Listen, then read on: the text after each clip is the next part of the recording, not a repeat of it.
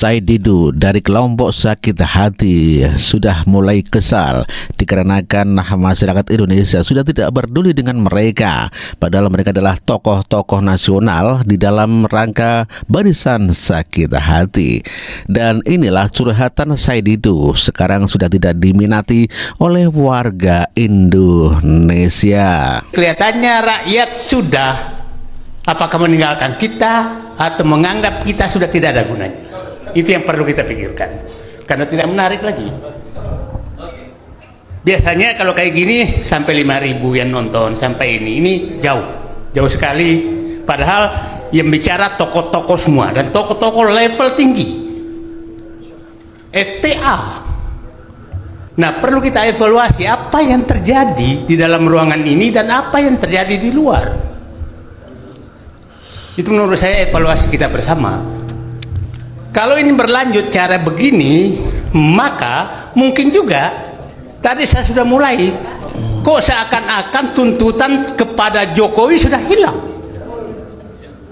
Gak ada lagi bersuara itu. Padahal menurut saya rusaknya Prabowo itu karena Jokowi.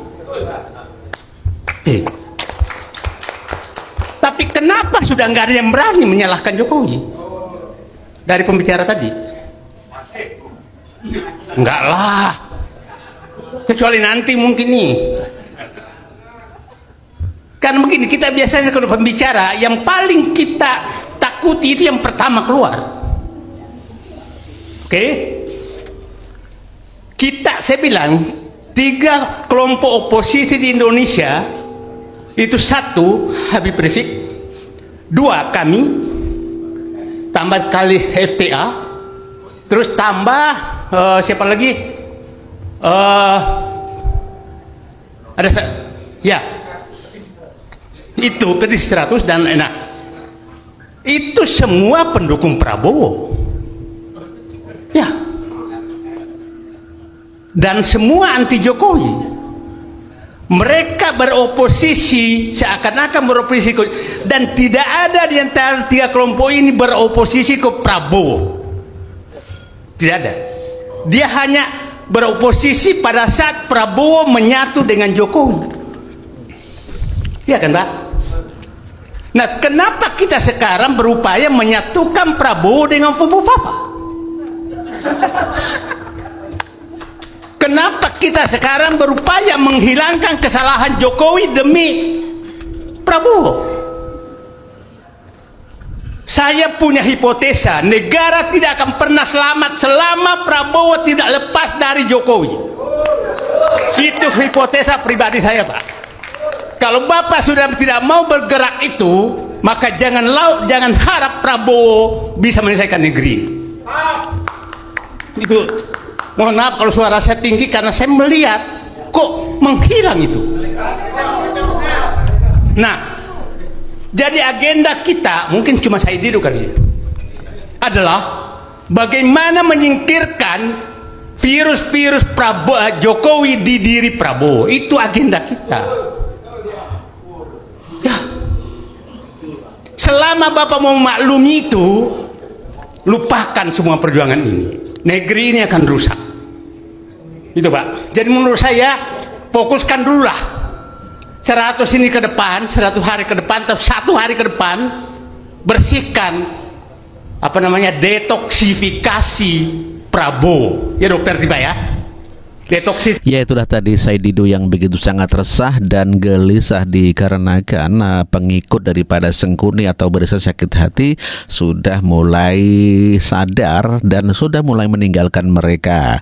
Ya, mereka sudah mulai sadar, dan dengan adanya Gibran sebagai wakil presiden, masyarakat lebih percaya kepada Gibran daripada mereka barisan sakit hati. Grup Sengkuni memang ingin menyingkirkan, tujuannya adalah agar Prabowo Subianto lepas daripada virus Joko Widodo. Demikian kata Said Didu. Hal yang sama atau senada juga disampaikan oleh Amin Rais. Jadi selama Prabowo masih memiliki wakil presiden Gibran Rakabuming Raka, maka Indonesia tidak akan berkah, kata Amin Rais.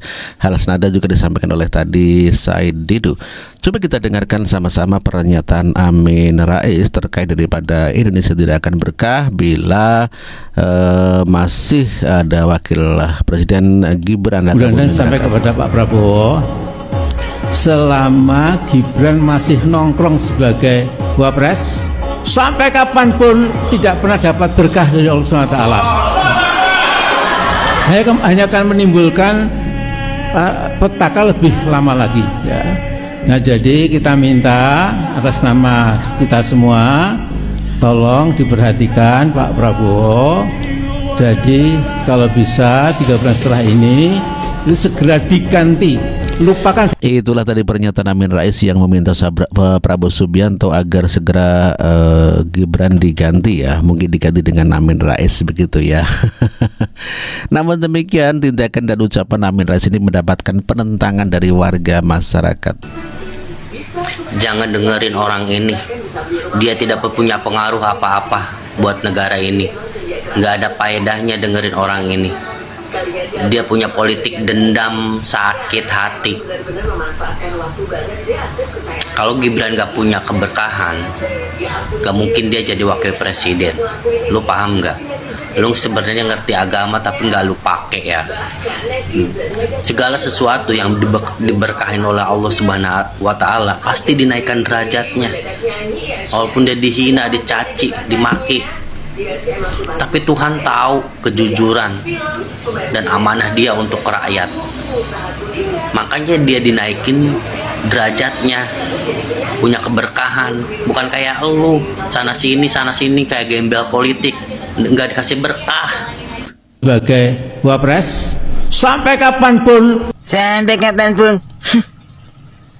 Wong di si kerso kaya ngono kuwi. Apa maksudmu? Lambemu orang dikuncret karo karet ngono orang menang. Karet gitu, ya. Tau wapuk parut baru menang sampean. Dong pora. Ngambil akan mangan bonggol gedang ngono kuwi. Krikiti ya sente krikitono ya. Tambah gatel ngomong ben gacor sampean. Dong pora. Anyel rasanya. Geding aku jen. Sente. Geding. Selama Gibran masih nongkrong sebagai wapres, sampai kapanpun tidak pernah dapat berkah dari Allah SWT. Saudara-saudaraku, jangan diperpanjang. Selagi Amin Rais masih ngoceh tentang Gibran, selama itu pula dia tidak akan pernah hidup tenang dan bahagia. Dia akan terus hidup susah. Susah karena pikiran, susah karena kehidupan. Selagi dia tidak berubah, maka Allah tidak akan ridho kepadanya. Apakah kita harus merobek mulut Amin Rais untuk menghentikan supaya dia jangan ngoceh lagi? Memang orang tua yang satu ini memang degil. Selagi dia tidak berubah, selama itu pula dia akan tetap masuk neraka. Neraka dunia, neraka akhirat. Oleh karena itu, mari kita sadarkan Amin Rais yang sudah bau tanah ini agar tidak ngoceh lagi tentang Gibran, supaya Indonesia ini aman, damai, sentosa, bahagia tanpa Amin Rais. Salam sempurna akal. Sementara Gibran malah menjadi rebutan para emak-emak dan wakil presiden termuda ini di stop di jalan di Lewotabia. Akhirnya Gibran sampai pas pampres ke walahan.